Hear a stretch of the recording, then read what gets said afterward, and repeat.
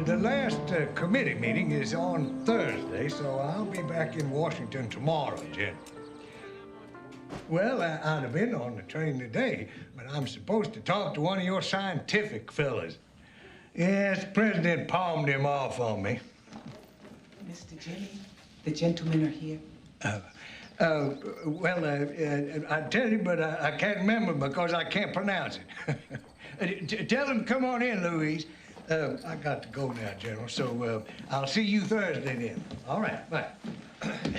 I am Leo Szilard. Allow me to present Professor Yuri, Nobel Prize winner. Professor? Nobel Prize winner. And this is Walter Bartke, Dean of the University of Chicago, also physicist.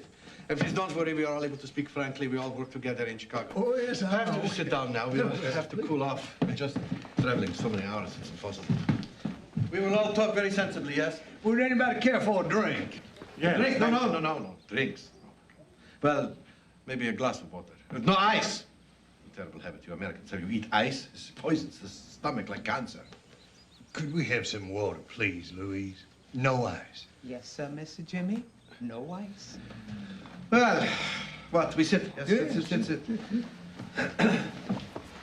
want to know why we are here? Yes, well, I don't know why we are here. We should be talking to the president.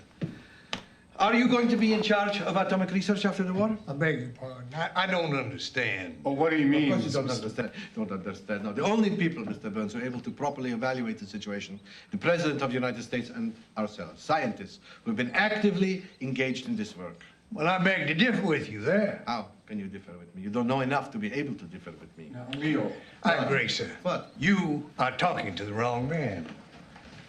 Please, no. Wait. Please, I'm sorry. I'm sorry. I spoke in haste. Mr. Burns. No, because I am so desperate, because there is so little time left. Because very soon, men like yourself, Mr. Burns, who know nothing, are going to start the world on a terrible competition for these weapons. Right. Yes.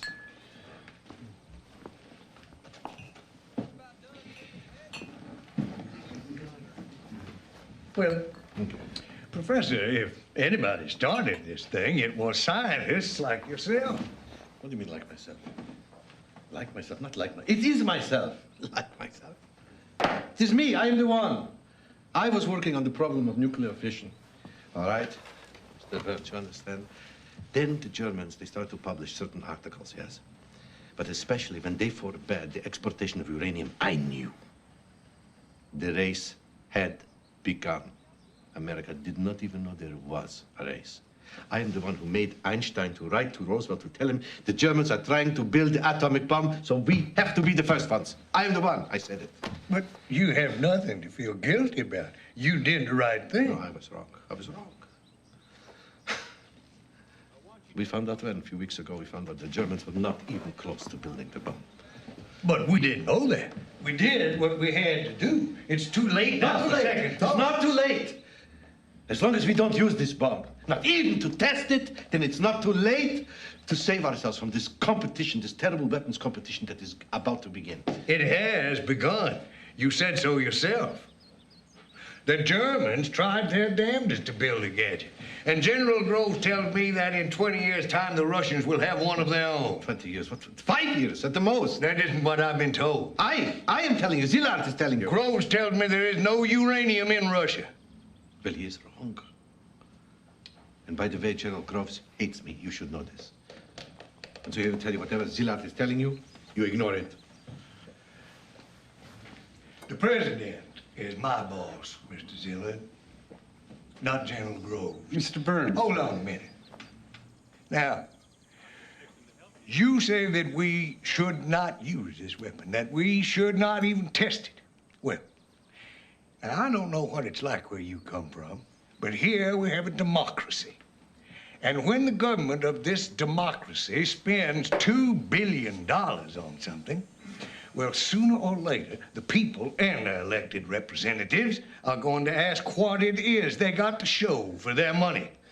Now, I may not know very much about this gadget, but I do know a little bit about politics. And believe me, you do not spend $2 billion and then show them nothing. And furthermore, If, as you say, the Russians are going to get in on this act real soon, well, then it is absolutely imperative that we impress upon them now that we are already in possession of this device and will use it. Where are you from? I'm from Hungary. This weapon is going to prevent Russia from gobbling up your country, Mr. Zealot.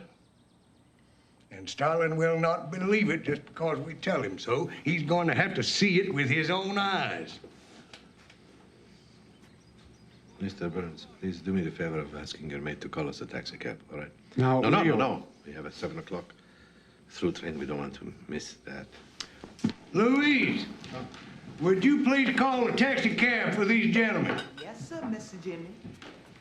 Well, I'm sorry about your regrets, Professor. I suppose I would feel the same way. You fail to understand what all of you, not just you, even Oppenheimer fails to understand. It's something very simple. What is that? That is that you have spent 3 years and some very large portion of your $2 billion for one thing, and that is to keep this project very secret. You trust nobody. Even now, outside, there are agents of the FBI. They are following me. They are very worried that I'm going to betray some small scrap of information. But it is not me. You are the one.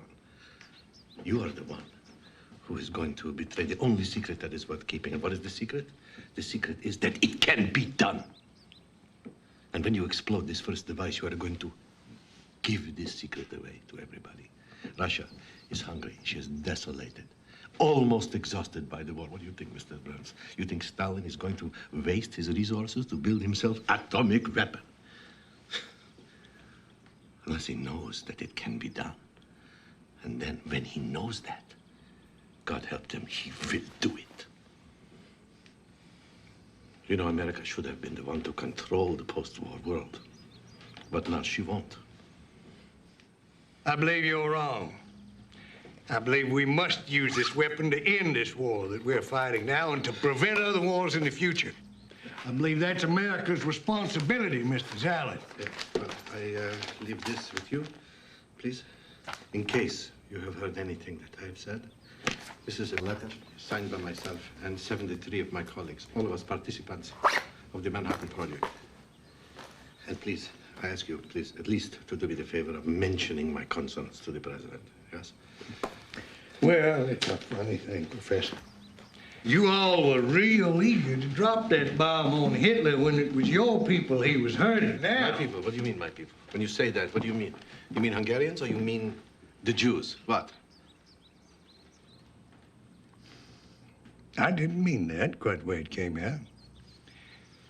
The fact is, I am honored by your visit, Professor Zilla. Dr. Yuri, Dean Markey. Now, the president is going to hear every word that was spoken here. You can bet on that. Gentlemen, Louise, where in the world is that taxi? These fellas gonna miss their train.